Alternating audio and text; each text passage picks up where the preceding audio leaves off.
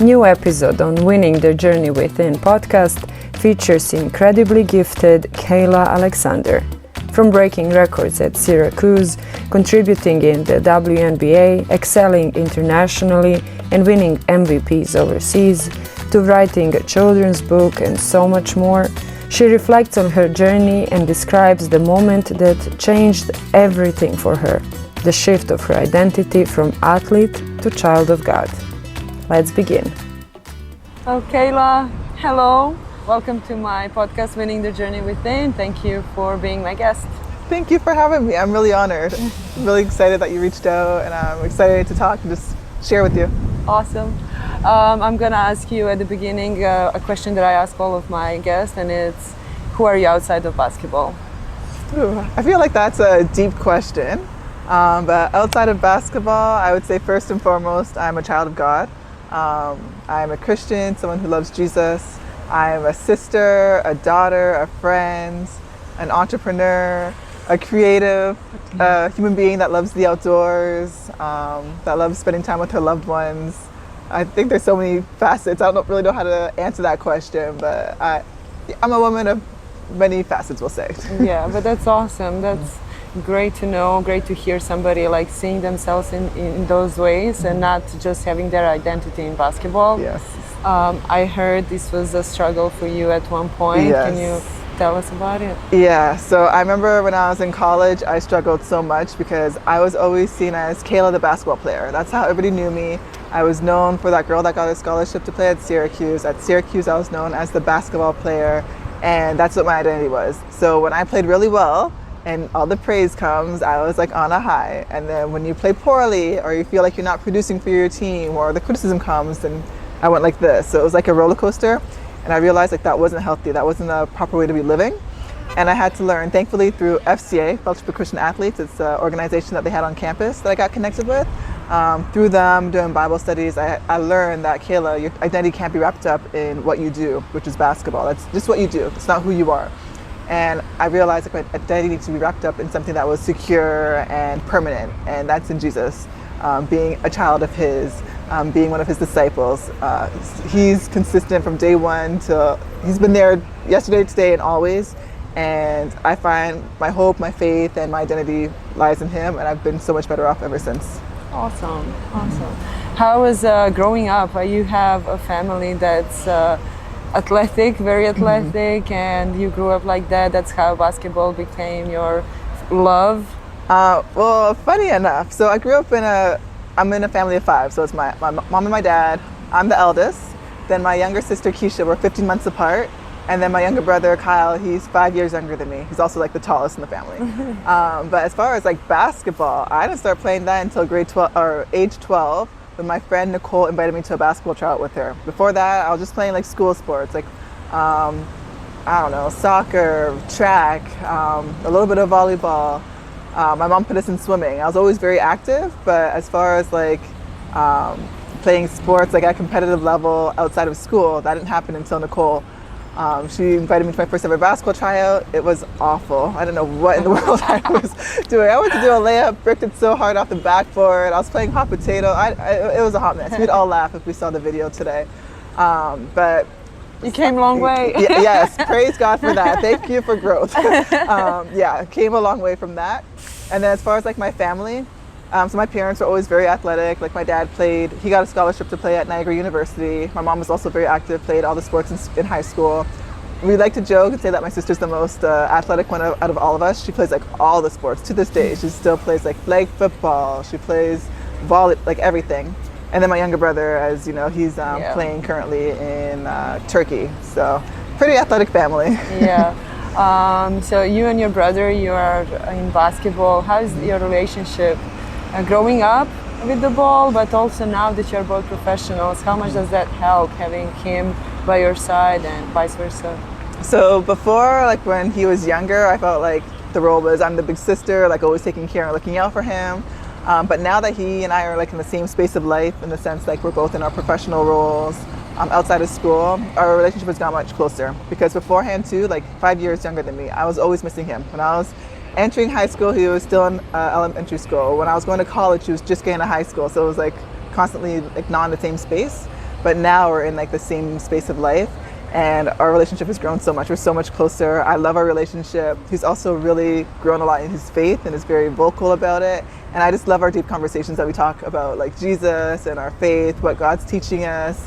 Also, like our experiences on the court as well too. Like he can experience, or he can relate to a lot of the things that I go through. So it's nice being able to have like another sibling that's been there, done that, understands the struggles and the good parts as well too, that you can share them with. Yeah. Are you too competitive?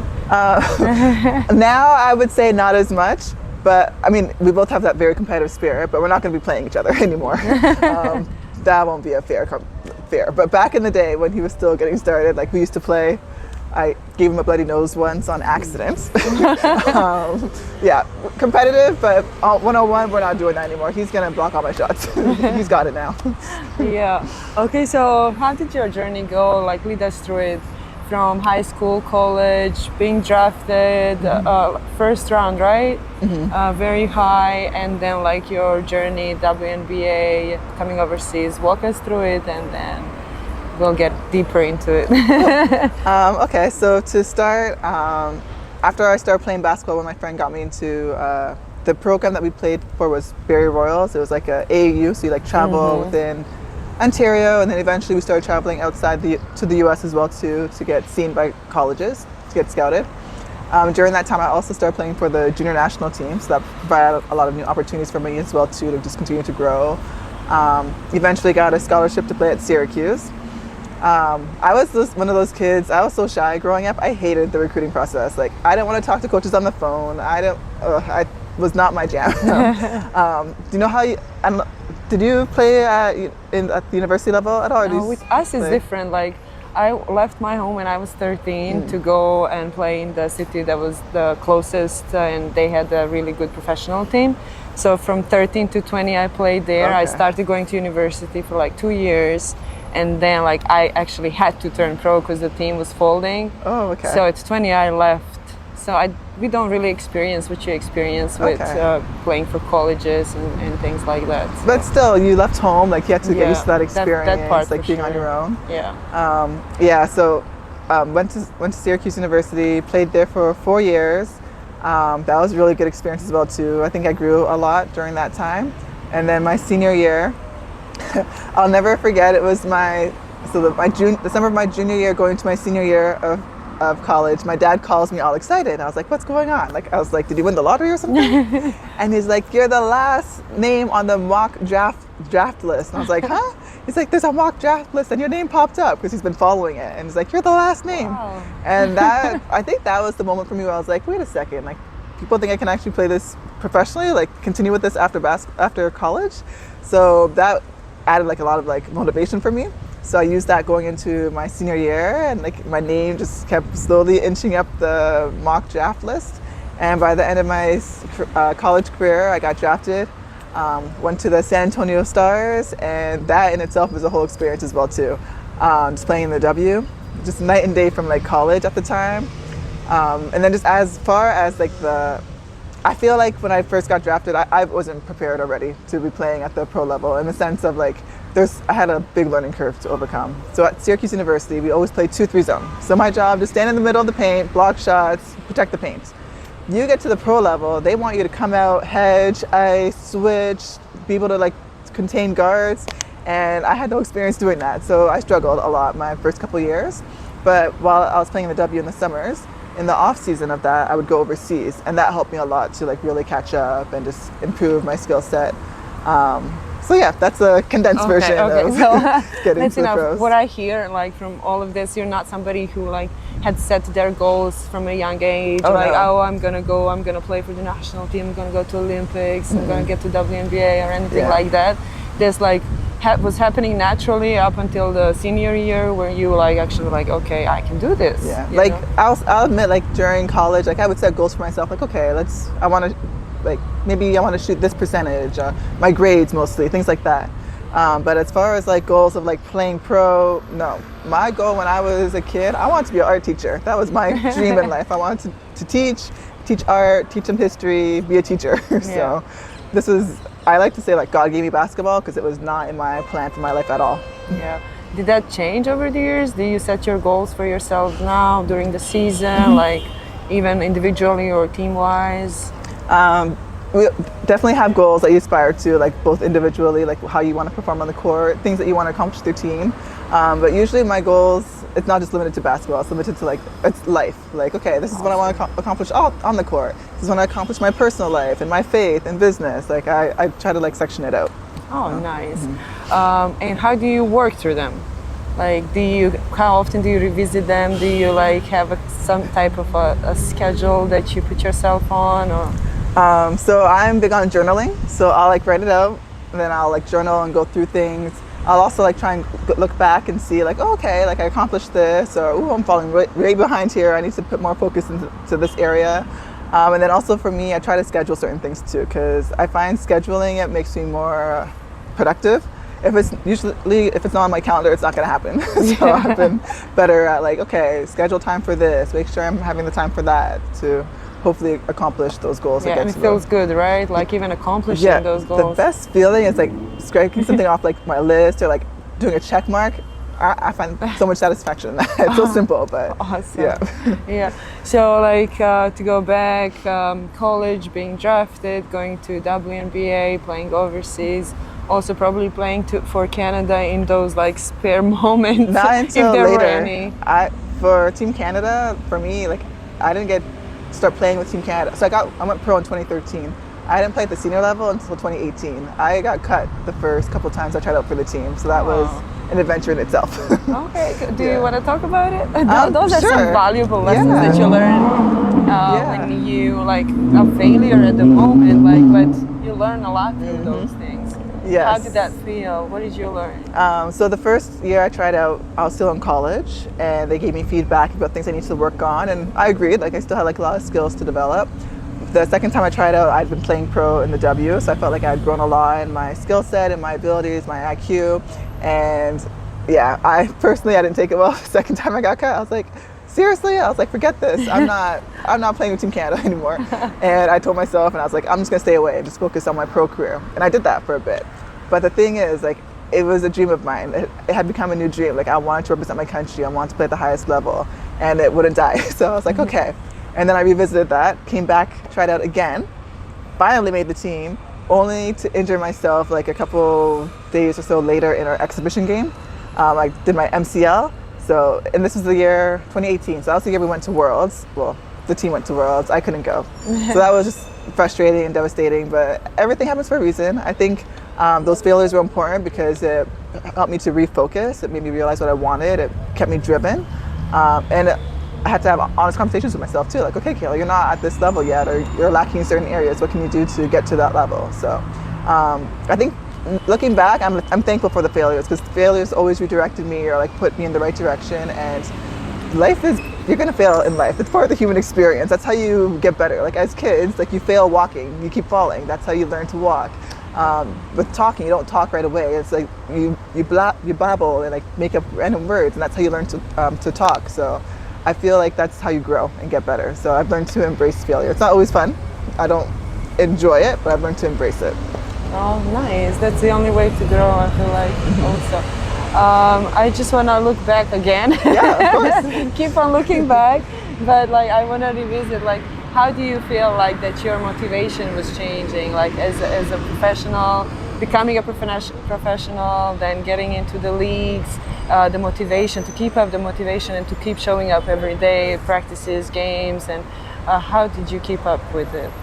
Yeah, for me, I can truly say that I really do enjoy the sport. And I think that's a big part of it, because there's days where I just am not motivated. Like, I don't want to get up early. I don't want to go lift. I don't want to go do these sprints right now. Like, I'm not in the mood. But you do it because of the love for the sport. I think that's what keeps me going, because, yeah, there are days where you just aren't motivated. Then also, it's not just about you either. It's about your team, like showing up for your teammates as well, knowing that it's something bigger than you. And then for me, too, something that has really, like, helped me as well, like, it's not just about me, it's about like the future generations. Like, I love the fact that like there's young girls who like look up and are excited to like see me and like think that they can be me and better in the future. And I was like, okay, that's motivation to keep going, to keep pushing, to keep striving, so I can inspire the next generation. So I think when you have something that's bigger than just yourself, like versus I just want to accomplish this, this, and this, when you think of like other people, I think it helps with that motivation, that extra push that you need to keep going. And you've already started giving back, and you co-created a book with your sister, right? Yeah, yes. Tell me about it. Yep, so my sister and I, we wrote a children's book called The Magic of Basketball, and it just basically walks through my life journey with the sport and all the little lessons, or I like to call them magical gifts it gave me along the way. So I talk about how it taught me about communication, it taught me about perseverance, hard work, teamwork, leadership, just all those different things, like all the different gifts, because there's so many. One thing that I always try to like preach, I guess I'll say, to the next generation is like, yes, enjoy the sport. Basketball is so much fun. It's a privilege for people to play the sport, make a living out of it, but don't forget all the little like intangible skills that you're gaining along the way too. Like some days about communication, like on the court, you have to be able to like adapt quickly, communicate with your teammates and tell them, okay, this is happening, switch, or I got your help. You need that in life too, to be able to communicate effectively with another person.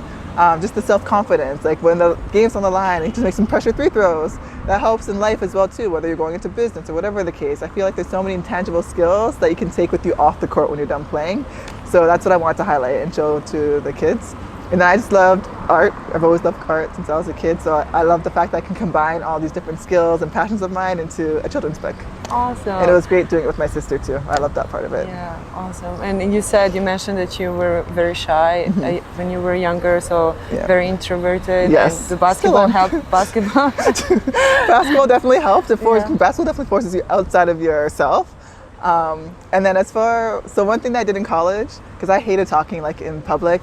When I was younger, if I had a presentation, I would like speak so fast to get through it as quickly as possible so I can sit back down. This is a huge thing for you. Yes. 12-year-old Kayla would be so proud. In college, I forced myself to become a tour guide because you're forced to talk to people every day. Okay. And that forced me to get comfortable with talking to people. But that was intentional. You did it for this reason. Yes, that's awesome. Exactly. Yeah. And then the people that I met during tour guiding as well too, they were the absolute best. I had the greatest people that I got to meet during that experience. But yeah, I intentionally did that because I was like, okay, I need to be better at speaking. I have to be able to speak publicly with confidence. So what better way to do it in front of a whole bunch of strangers who will come, and then I'll probably never see them again unless they come to the school next year. So yeah, well, that's awesome. And you mentioned, you just said 12-year-old Kayla would be very proud of. What do you think that the 12-year-old Kayla would tell you right now, looking at you? I think she'd be shocked at her life right now, to be completely honest. Do you know, I don't know if you've seen it on Instagram where it's like the young version asking about how life, like, did we accomplish this goal or whatever? And then the older version's like, yes, we did.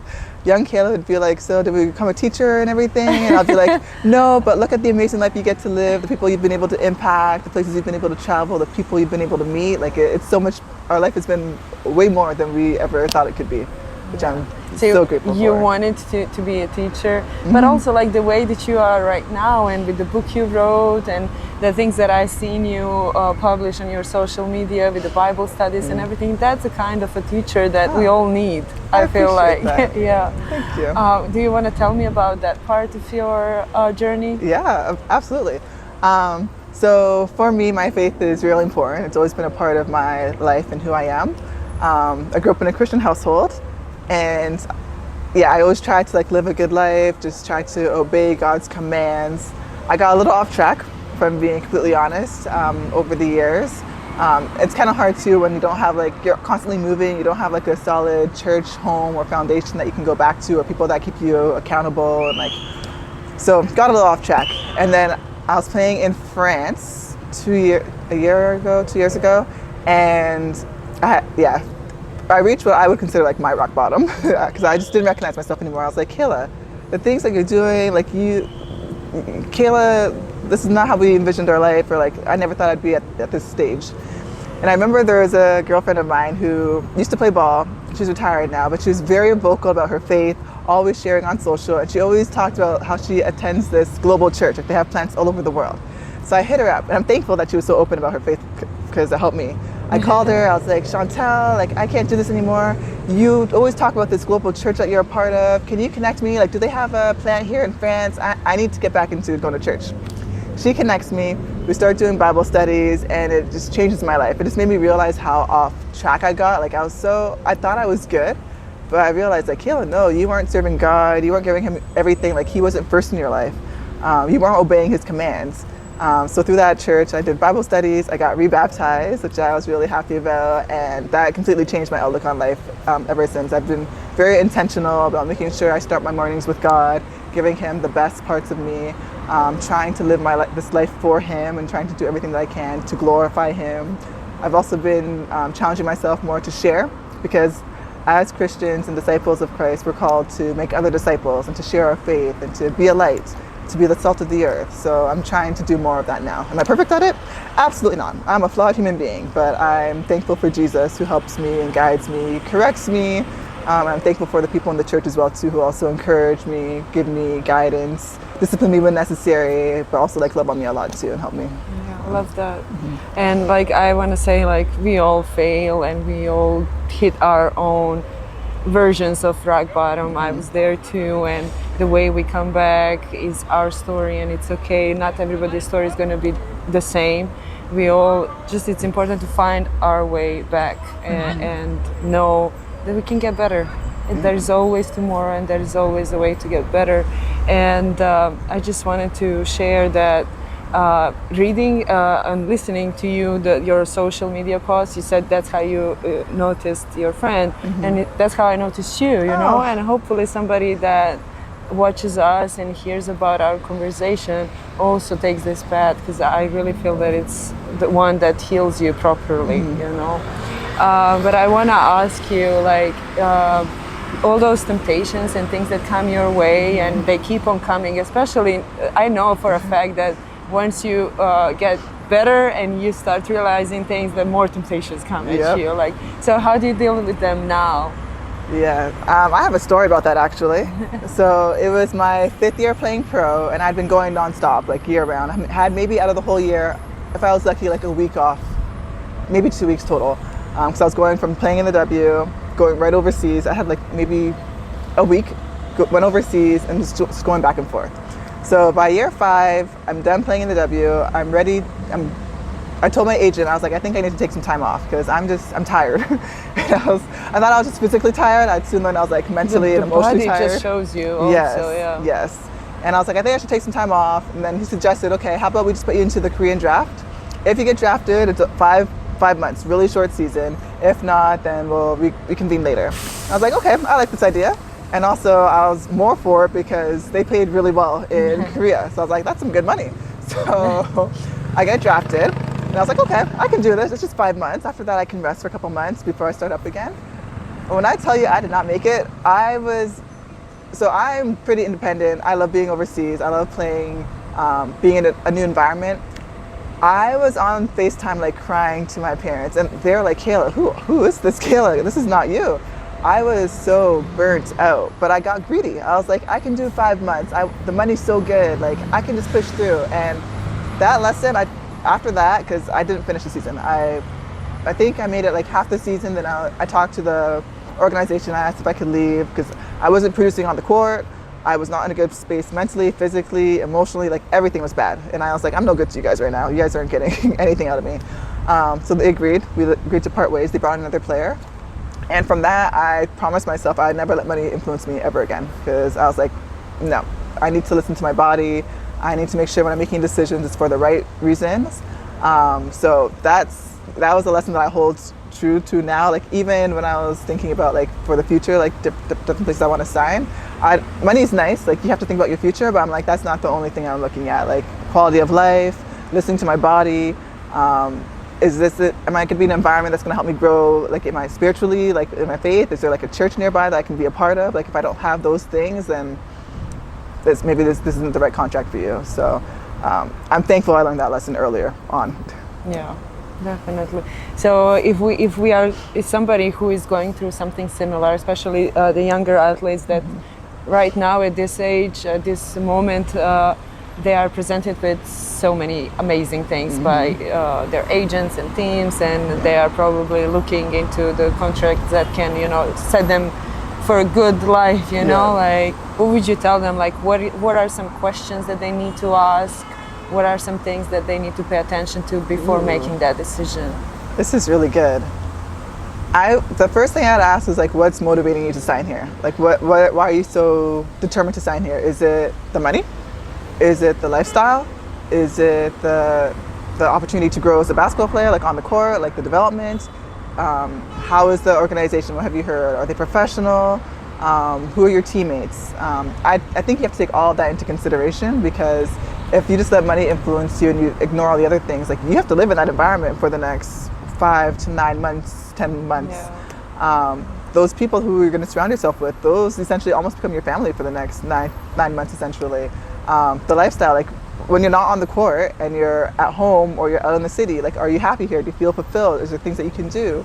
If your faith is important to you, is there a church family nearby? Is there a community that you can get connected with to keep you focused and making sure, like, keeping you in a good space? So I think you gotta take all those things into consideration. Try and figure out what the root of the motivation is, or like why you want to sign with this particular team, and just make sure it's for the right intentions, and it's gonna help you grow in different areas. Moving forward. Awesome. What would you say to someone who asks? Pretty much the same thing. I just always, not always, but last, let's say, 8 years, pretty much like I pray about it, and I see if the offer keeps coming back, because like sometimes I'd pray about it and they just disappear. Not just offers people too, you know. So like true. First thing that I would do for sure, pray and see how that feels in prayer, and try to realize what God wants from me in this moment. And then obviously, like if there are people that I know or somebody that knows somebody that was there before, just ask a few questions, but mostly just listen to that feeling, you know, that we call feeling, but I know it's messages from the Father. Also, like I know that from my career, I've always listened to that, even though I never knew what it was. I couldn't name it, you know, but I listened to that feeling except once. And that year I got injured twice. So my body was awful. I got injured with my back, which is when your back is injured, like your whole body is not functioning. And then mentally I also wasn't okay, because the situation in the team I wasn't where I wanted to be basketball wise either because of the injury or the situation, it doesn't matter, but it wasn't me. And then like I ended up, like you said, like you left like in the middle of the season. I left 1 month before the end of the season. Oh wow. And I asked if I could leave, but I just felt that I needed to make that decision. And actually 25 minutes after making that decision, I got an offer, and it was an amazing offer. And I was like, okay. God was like, thank you for being now I understand I had to make this. So like, also like when you close the door that is, you know, screaming to be closed, another door is opening for sure. Like it may not be 25 minutes later, but it's definitely going to open for you. And I feel like that's a rule in life, like a law. You can't tell me that wasn't God. Like what? Wow. Yeah, I agree. But let's talk about the court a little bit. So getting on the teams and having your coaches and teammates, what do you look for in your coaches and teammates? What is something that is really important to you? So for me, I think style of play is one. Like I want to be on teams that like get up and down the floor, like run. So like I enjoy to run, like play at that high pace. The people as well too. I think that's really important. Like seeing who my teammates are. I've been fortunate enough that I played for a decent amount of time that I might know people from before. Like in this case, I've known quite a few of my teammates on the team now that from before. So that was really nice to come back into this environment and just be like, oh, I know you and you. So that's great. What else? Just hearing what people have to say about the coaches as well too. Like you want to play for a coach that is like tough, of course, and like will make sure keep people accountable, but also someone who's going to push you and help you to grow as well too, and challenge you. Because if you're not growing, then what's the point, right? What else? Just I feel like at the end of the day, like as I get older, like you don't want like headaches. You just want to come in. You just want it to be professional. You want to come in, play hard, do your job. Be with good people, enjoy what you do. At least that's my mentality these days, because I know I'm getting towards the end of my career. I don't know how many more years I have left, so I just want to enjoy what's left of this career while I can. So what if the coach that you thought that he was something and that he was gonna make you play a certain way and he doesn't? How do you deal with those situations? Well, actually, that was also part of the issue in Korea, because how they wanted me to play, I was like, did you guys not watch film? Like, you know, the style of basketball I play, and that this is not what you want me to do, is not what not my skill set. So in that case, I left. But I've been fortunate. Like every other team I've played for so far, it's worked. Like my style of play has complemented how they're trying to play. Yeah. Does it help making a good building a good relationship with the coach for you? I think so. Yes. Because at the end, like you spend so much time with them. Like they're human as well too. So I think that's important. But I also think it's really crucial to have a really good relationship with your agent.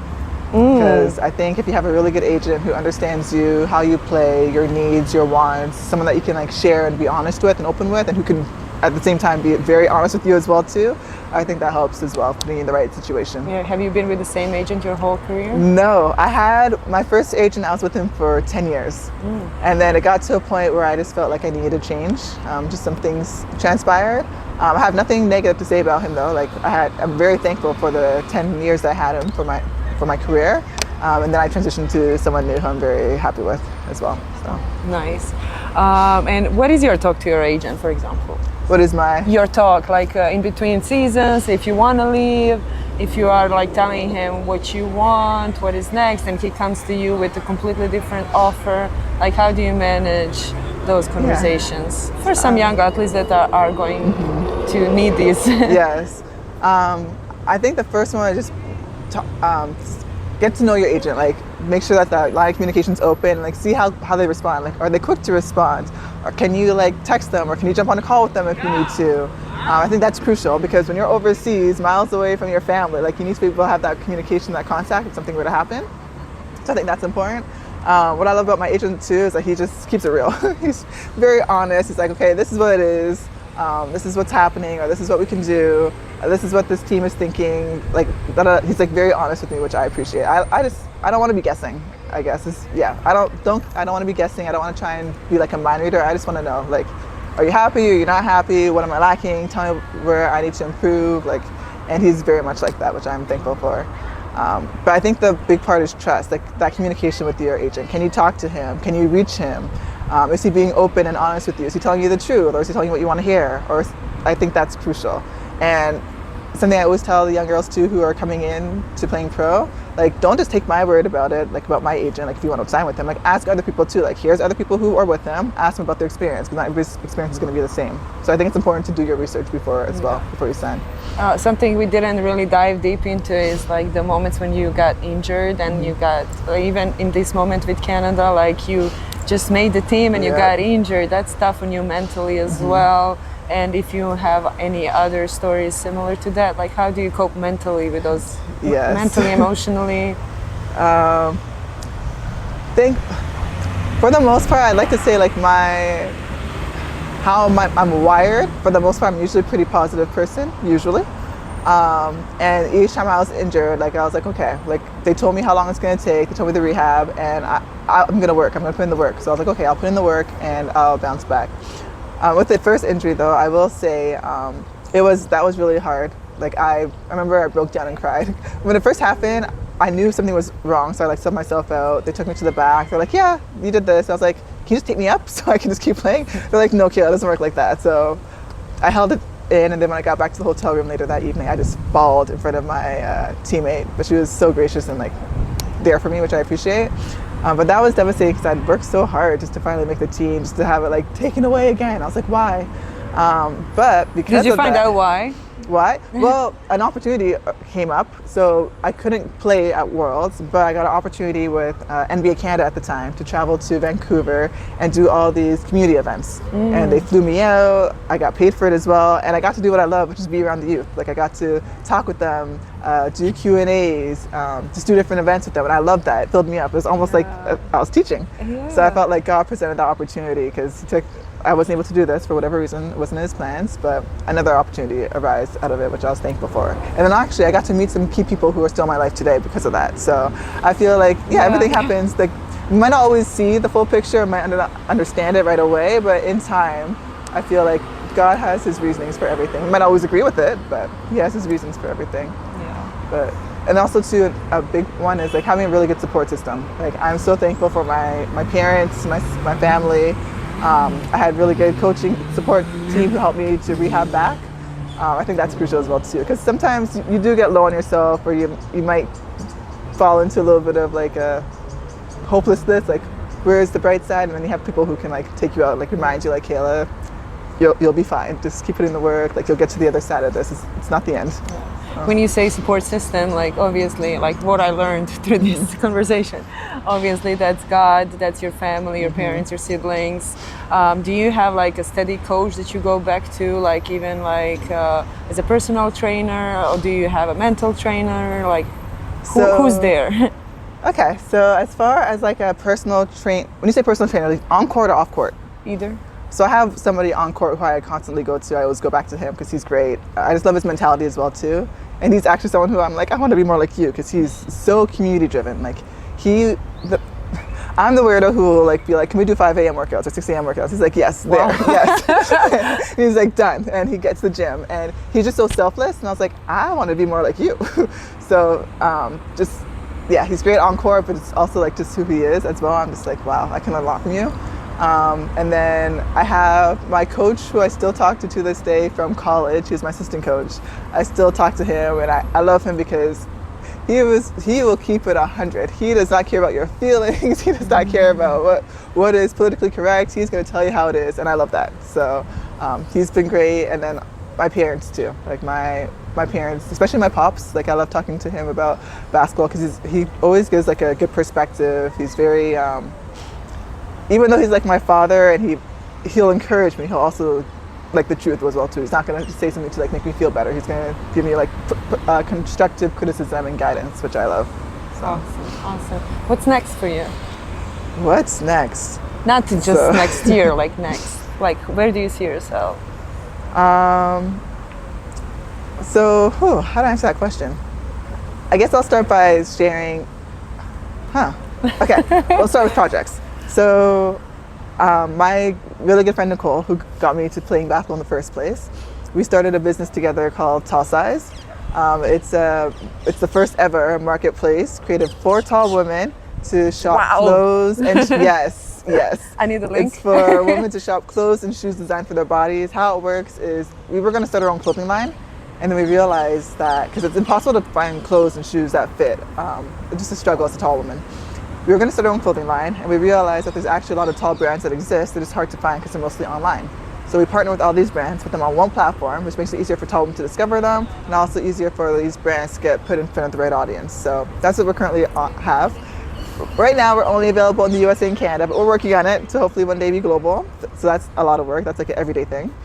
I also have the Magic of Basketball, which is this organization that I created with I guess I call like my manager, Kelly, and basically the goal with that is just to like help young girls and show them like through sports, like our quote is like from the courts to the boardroom, just to show them like the skill sets and leadership and different things that they can gain through sports, and giving them the tools so they can succeed at the next level, whether they want to continue to play pro or they want to go into business or be a sports exec or whatever the case may be, like just empowering them, giving them the tools that they need. So that's something that I'm currently working on.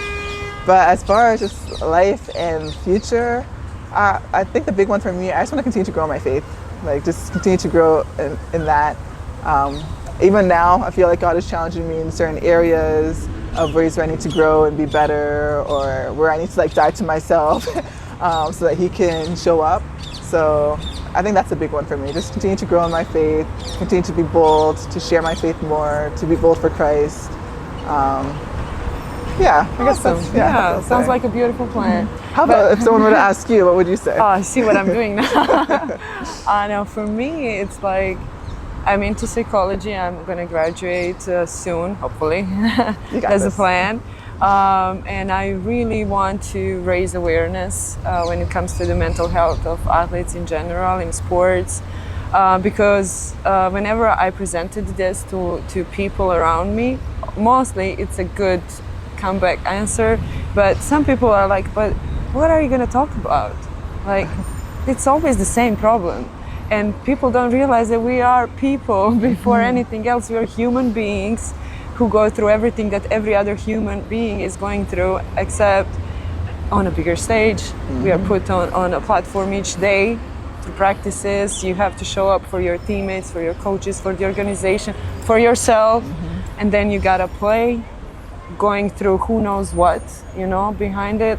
And I felt it on my skin, so many different things, you know, like, and I feel like I am called to it just because I went through so much, you know, and I can relate to almost everything, unfortunately, but very fortunately for others. And that's what I want to use and show people that we are human beings, that we are so much more than our sport, and that we still fail and rise each day, you know.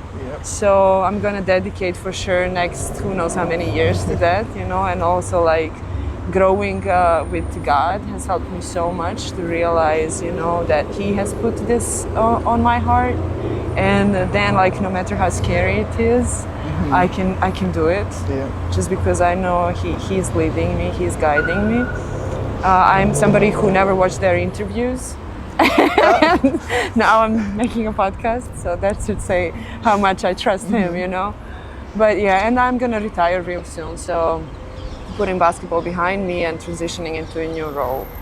Yeah, so that's big. Thank you for asking me that. Yeah, of course. That's important. People know. Yeah, but there was something else I wanted to. Yeah, so I was listening to you talk about the future and everything that you already have going on, and I hear something that was also an issue for me growing up, and probably for you too, like being so much taller than everybody, being kind of bullied in school, and like finding basketball was obviously like healing part, because like there are more people who look like you, you know. So how was that for you? Like, did you struggle with it? How was this process for you? So as far as my height, I was fortunate. Like I had my mom and my dad always like bigs me up. They always are, Kayla, stand with your back straight, although I still need to work on that to this day. I'm not good at that. But they're always like, Kayla, be confident, love your height. So I always loved my height. As you can probably relate, like growing up, I towered over all the boys. So that was like an experience. Or for photos, you're always put to the back. Or just as you continue to grow, you just realize like the world is not designed for tall people. It's not designed for us tallies at all. But for the most part, like I had pretty good confidence, which I'm thankful for. The only place where I really struggled, I'd say, with my height was when it came to clothes.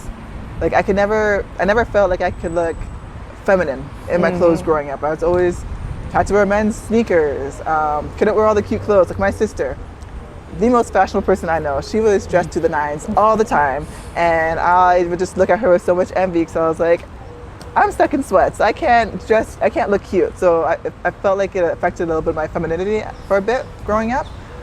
Thankfully, I eventually found things that I could use, or places that worked for me. But yeah, I was fortunate. Because I came from a tall family too. Like I have really tall cousins. Our height was always celebrated, and to me it was normal. I was just reminded I was not normal when I went into the world, and I was like, oh, right, tall isn't normal. But as you said, you had the study support system that you go back to, and you know who you are, so that gets easier too. Yeah. But I feel like we could talk for another hour. Yes. Maybe we'll continue, but I think that it's a wrap for today. I think we did a pretty good job on sharing your story and who you are and who you aspire to be. And I love that for you, and thank you so much for being my guest today. Thank you, and I think what you're doing is so important. I think this is amazing, and you asked some really good questions. I was like, I didn't think about this. So I'm just honored. Thank you for having me. Thank you.